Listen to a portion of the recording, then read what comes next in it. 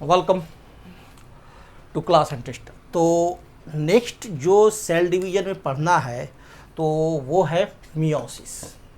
आप जान चुके हैं ऑलरेडी कि सेल डिवीजन दो प्रकार के होते हैं, माइटोसिस और मियोसिस।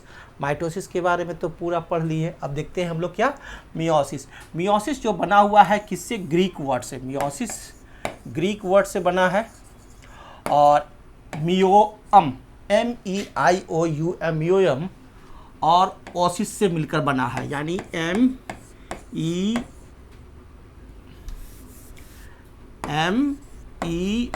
MEIOUM मियोयम। अब लिखने का S तो M तो लिखा रहा है S, बोलने का कुछ तो बोला रहा है। क्यों?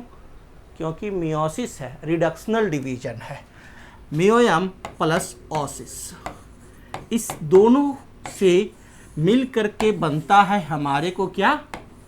माइटोसिस। नो, मियोसिस बनता है, मियोसिस। दिमाग से माइटोसिस को हटाइए, अब पढ़ेंगे हम लोग क्या? मियोसिस। मियोसिस ग्रीक वर्ड से बना है, मियोयम प्लस ओसिस। मियोयम का मतलब होता है टू रिड्यूस। मियोयम का मीनिंग क्या होता है? To reduce. और ओसिस का मतलब होता है स्टेट। ओके, इसीलिए इसको हम लोग ऑल्सो कहते हैं रिडक्शनल डिवीजन। और यह एक स्पेशल टाइप है सेल डिवीजन का। माइटोसिस तो देखे ही थे, यह सेल डिवीजन का स्पेशल टाइप है जहां पर क्या होता है? क्रोमोजोम या DNA duplicate only once. Chromosome और जो डीएनए होता है वो सिर्फ एक बार डुप्लीकेट होता है। ध्यान दीजिएगा, क्रोमोजोम और डीएनए का डुप्लीकेशन कितना होता है? एक बार। बट सेल डिवाइड ट्विस, लेकिन सेल डिवाइड करता है दो बार। ये मियोसिस जो है एक स्पेशल टाइप का डिवीजन है। और ये एकदम रिमार्केबल है चीज कि क्रोमोजोम और डीएनए जो होता है यहाँ पर, ये आपको डबलिंग होगा, ठीक है ना? ये डबल होगा कितना? 1 टाइम्स, सिर्फ 1 टाइम्स यह डबल होता है। क्लियर? एक बार ही यह डबल होता है। लेकिन डिवीजन जो होता है सेल का, यहाँ जो सेल का डिवीजन होता है किसमें? मियोसिस में, कितना बार होता है? 2 टाइम्स। क्लियर? ये चीज नोट डाउन, इसे ध्यान देंगे दिमाग में। ओके, सो इसलिए क्या होगा कि एक पैरेंटल सेल से 4 डॉटर सेल्स बनेंगे, ठीक है ना? और प्रत्येक के पास जो क्रोमोजोम होगा वो क्या होगा? हाफ होगा। क्यों? क्योंकि डीएनए जो डुप्लीकेट हुआ, देखो क्या हुआ, ध्यान दो क्या हुआ। यहां पर क्रोमोजोम जो था इसके पास मान लो 10 पीस है, ठीक है? या डीएनए जो है वो 10 है, पीस में न कहकर मैं कहता हूं 10 है। 10 क्रोमोजोम है, ठीक है? या 10 अमाउंट ऑफ डीएनए है। क्लियर? ये डबल हो गया तो क्रोमोजोम जो है वो क्या हो गया? 10 से 20 हो गया, ठीक है? 20 क्रोमोजोम हो गया। डीएनए भी अपना मात्रा बढ़ाकर 10 ग्राम से 20 ग्राम हो गया। अब इसका डिवीजन जो होगा तो ये डिवाइड किया तो एक हो गया क्या? 10 क्रोमोजोम, और यहां हो गया क्या? 10 क्रोमोजोम। पेरेंट्स कौन है? ये आपका पेरेंट, ठीक है? पेरेंट में क्या रहता है? 10 क्रोमोजोम है, ठीक है? और ये 10 से क्या हो गया? 20 हो गया। जैसे ही मोटा हुआ तो मोटा होते ही इसे छोटा होना होगा, तो जैसे ही मोटा हुआ इसमें डिवीजन शुरू हुआ तो 20 से क्या हो गया? 10 हो गया, 2 डॉटर सेल्स निकला। फिर क्या होगा? फिर इसका डिवीजन होगा, ठीक है? तो ये जो डिवीजन हुआ, अब इसके पास 5 क्रोमोजोम, 5 क्रोमोजोम, 5 क्रोमोजोम, 5 क्रोमोजोम, ठीक है? और डीएनए का भी अमाउंट उसी तरह से क्या हो जाएगा? 5 ग्राम। तो हम क्या देख रहे हैं कि 4 डॉटर सेल्स बना, लेकिन प्रत्येक के पास जो क्रोमोजोम है वो क्या हो गया? हाफ हो गया। क्लियर? किसकी तुलना में? पेरेंट की तुलना में। डॉटर सेल्स कितने हो गए? DC 4, 1 2 3 एंड 4 डॉटर सेल्स बनते हैं और क्रोमोजोम्स हाफ हो जाते हैं, डीएनए हाफ हो जाते हैं। Clear? And the DNA amount then normal parental cell, और डीएनए अमाउंट भी क्या होगा? हाफ हो जाता है।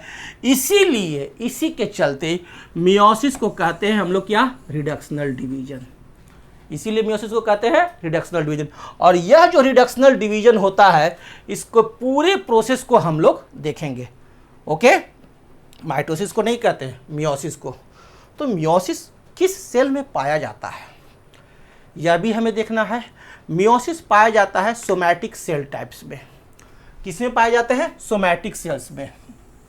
सोमैटिक सेल टाइप के जितने भी सेल होंगे ना, उसमें यह पाया जाता है, लेकिन हमेशा नहीं पाया जाता है, एक निश्चित टाइम पीरियड में पाया जाता है, at a specific period. At a specific period ही ये पाए जाते हैं, हमेशा नहीं। क्लियर। और इट इज रिपोर्टेड इन, और यह कहाँ देखा गया है, और यह देखा गया है डिप्लॉयड जर्म सेल्स।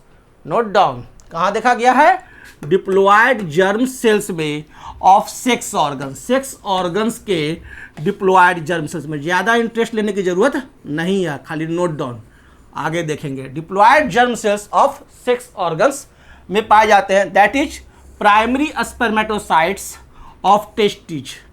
टेस्टिज के प्राइमरी स्पर्मेटोसाइट्स में to form spermatozoa. Spermatozoa form करता है। इसके फॉर्मेशन के दौरान meiosis and primary oocytes of ovaries. Ovaries के प्राइमरी ओसाइट्स में टू फॉर्म ओवा। ओवा के फॉर्मेशन के लिए। यानी कहने का अर्थ है कि जो हमारे स्पर्म सेल्स हैं सेक्स ऑर्गन्स में, डिप्लॉयड जर्म सेल्स होते हैं। जर्म सेल्स कैसे होते हैं, ध्यान दो, हैप्लॉयड नहीं होते। जर्म सेल्स कैसे होते हैं, डिप्लॉयड। नोट डाउन, ठीक है। तो प्राइमरी स्पर्मेटोसाइट्स जो होते हैं टेस्टिज में क्या होते हैं, प्राइमरी स्पर्मेटोसाइट्स जो बनाते हैं स्पर्मेटोजोआ। और इस दौरान होता है कौन सा डिवीजन, मियोसिस। और प्राइमरी ओसाइट्स पाए जाते हैं कहाँ, ओवरीज में, और वो बनाता है क्या है, ओवा। ठीक है ना, ओवा बनाता है, और उसमें भी क्या होता है, मियोसिस। अभी याद रहेगा, मेरा वाणी आपके दिमाग में गूंजते रहेगा। And in pollen mother cells. अब पॉलन मदर सेल्स तो प्लांट में होता है, एनिमल में नहीं होता है। पॉलन मदर सेल्स माइक्रोस्पोरोसाइट्स, क्या कहते हैं इसको, माइक्रोस्पोरोसाइट्स ऑफ एंथर। एंथर के microsporocytes and megasporocytes of ovule, ठीक है ना, of ovary of flowers in plant to form the haploid spores. और इसकी मदद से क्या बनता है, हैप्लॉयड स्पोर्स बनाने के लिए हैप्लॉयड स्पोर्स का फॉर्मेशन होता है। ध्यान दो, डिप्लॉयड नहीं, इस एकदम याद रखना है। Haploid spores are diploid germ cells in animal. Animal में डिप्लॉयड जर्म सेल्स और haploid spores in plants. Clear.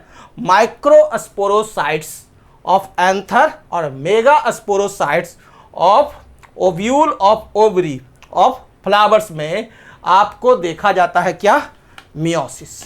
Okay, ये चीज क्लियर हुआ। अब जानिए, एकदम रट्टा मार पढ़ाई चल रहा है, बायोलॉजी है। इसको सबसे पहले डेमोन्स्ट्रेट कौन किया, ये भी आपके एग्जाम में क्वेश्चन आता है। तो it was first demonstrated by Van Beneden. ये सबसे पहले डेमोन्स्ट्रेट किया गया किसके द्वारा, वान बेंडेन के द्वारा 1883 में। तो पहला चीज तो आप ये याद कर लेंगे। दूसरा, इसको डिस्क्राइब किया। अब इसको डेमोन्स्ट्रेट किया वान बेंडेन, लेकिन डिस्क्राइब किया है विनी वाटर।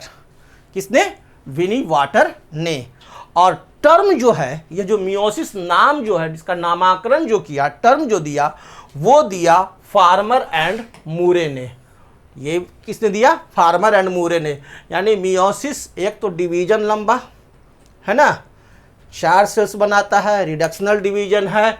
इसको डेमोन्स्ट्रेट करने वाले हैं वॉन बेंडेन साहब, डिस्क्राइब करने वाले हैं विनी वाटर, और नाम देने के लिए पंडित जी को बुलाया गया। और पंडित जी हैं फार्मर एंड मूरे, ठीक है ना, मूर देने वाला।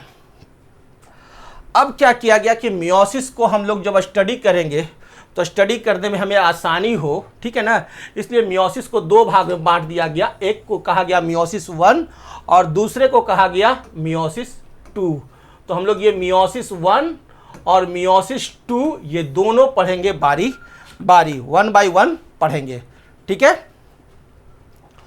तो फर्स्ट देखते हैं हम लोग क्या, meiosis one. Meiosis one is also called reductional division. Meiosis one का दूसरा नाम क्या है?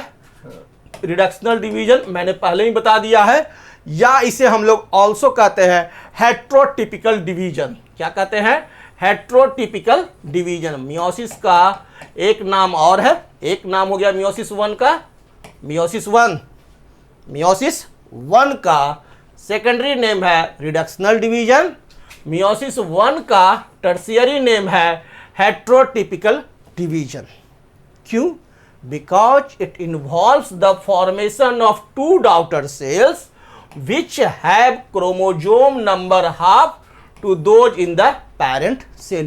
क्योंकि मियोसिस वन में क्या होता है, जो आपका डॉटर सेल्स बनता है उसका जो क्रोमोजोम नंबर होता है वह पेरेंट सेल की तुलना में क्या हो जाता है? हाफ हो जाता है। इसीलिए it is initiated only after replication of chromosomes and DNA during S phase of interphase. यह शुरू कब होता है? इसमें आग कब लगता है, कब ये शुरू हो जाता है? तो ये शुरू होता है जैसे ही क्रोमोजोम का रेप्लिकेशन होता है। ठीक है, जैसे ही क्रोमोजोम का रेप्लिकेशन होता है या एंड डीएनए और साथ में डीएनए का, ये दोनों का, क्रोमोजोम्स और डीएनए दोनों का जैसे ही रेप्लिकेशन होता है, ठीक है, एस फेज में, उसके बाद एस फेज किसका है? इंटरफेज का। ये तो हम लोग पढ़े ही थे। तो इंटरफेज के एस फेज में क्रोमोजोम्स और डीएनए का जैसे ही रेप्लिकेशन होगा कि उसके बाद आपका मियोसिस वन स्टार्ट हो जाएगा। क्लियर? अब मियोसिस वन को पढ़ने के लिए हम लोग इसको डिवाइड किए। पहले तो इसे दो भाग में बांटते हैं। एक हो गया कैरियोकाइनेसिस वन। कैरियोकाइनेसिस वन यानी डिवीजन ऑफ न्यूक्लियस। अब यही तो पढ़ना है मेन, ठीक है ना। और साइटोकाइनेसिस ये तो बहुत आसान है, ये तो तुरंत पढ़ लेंगे, हम लोग पढ़ाए हैं, वही चीज़ है, डिवीजन ऑफ साइटोप्लाज्म। तो मेनली हमें पढ़ना है कैरियोकाइनेसिस वन मियोसिस वन में। तो मियोसिस वन को दो भाग में बांट दिया गया, कैरियोकाइनेसिस वन और साइटोकाइनेसिस वन। तो साइटोकाइनेसिस वन इजी टॉपिक है, कैरियोकाइनेसिस वन कॉम्प्लेक्स है। कैरियोकाइनेसिस वन को जैसे हम लोग माइटोसिस को में 4 भाग में बांटे थे, वैसे ही यहाँ मियोसिस वन जो है इसे भी 4 भाग में बांटेंगे। फर्स्ट होगा prophase one, second metaphase one, third anaphase one और फोर्थ टीलोफेज वन। माइटोसिस में हम ऐसा 1 1 1 नहीं बोले थे, वहाँ सीधा बोले थे प्रोफेज, मेटाफेज, एनाफेज, टीलोफेज। और यहाँ क्या है, मियोसिस वन को 4 भाग में बांटा गया, prophase one, metaphase one, anaphase one और टीलोफेज वन। सबसे टिपिकल जो है वह है हमारा प्रोफेज वन। क्लियर? सबसे टिपिकल डिवीजन कौन है? Prophase one. इसलिए प्रोफेज वन को हम लोग क्या किए, 5 भाग में बांट दिए। ठीक है, कितने भाग में? 5 भाग में। पहला जो है लिप्टोटिन या लिप्टोनेमा। फर्स्ट हो गया हमारा क्या, लिप्टोटिन या इसे कहते हैं लिप्टोनेमा। सेकंड है हमारे को जाइगोटिन या इसे कहते हैं जाइगोनेमा। ठीक है, सेकंड कौन हो गया लिप्टोटिन के बाद? जाइगोटिन। और ठीक जाइगोटिन के बाद आता है बारी पैकेटिन प्रोसेस का। थर्ड को कहते हैं हम लोग प्रोसेस को पैकेटिन या पैकीनेमा। और फोर्थ प्रोसेस जो इसके बाद शुरू होता है उसे कहते हैं डिप्लोटिन या डिप्लोनेमा। और इसके बाद जो फिफ्थ प्रोसेस जो शुरू होता है डायाकाइनेसिस। ओके, तो ये जो 5 भाग में डिवाइड किया गया है प्रोफेज वन को, ये सिस्टमैटिक जो है ये भी आपको याद रखना है कि प्रोफेज वन को हम लोग कितने भाग में बांटते हैं? 5 भाग में, लिप्टोटिन, जाइगोटिन, पैकेटिन, डिप्लोटिन और डायाकाइनेसिस। क्लियर? अब इसके बाद हम लोग सबसे पहले देखेंगे किसे? प्रोफेज वन को। ठीक है, तो थोड़ा चाय पी के आते हैं और उसके बाद हम लोग प्रोफेज वन की चर्चा करेंगे। तब तक आप लोग इसे एक बार रिवीजन कर लोगे। Thank you.